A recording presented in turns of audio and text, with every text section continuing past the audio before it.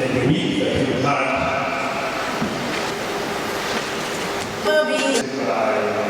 pharmacy, by Ritana, human applied sciences, and dentistry. It analyzes it, predicts you.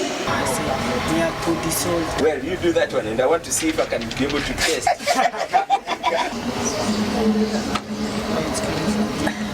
That research and innovation is an area that requires a lot of capital. And one of the things we do is that we help the students to raise their own capital to be able to finance their innovations.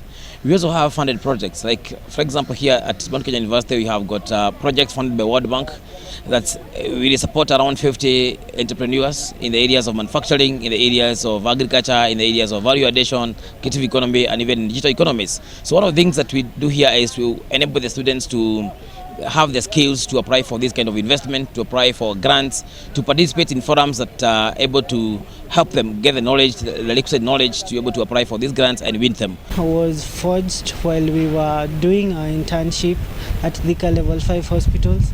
We noticed that there's a very high prevalence of respiratory diseases, including bronchitis and cancer. And we asked ourselves why. When we realized the cause, which was the air pollution within the area, we decided to come up with a solution to serve the community and reduce the infection of such disease. This is why we ended up with the EcoPure hybrid scrub.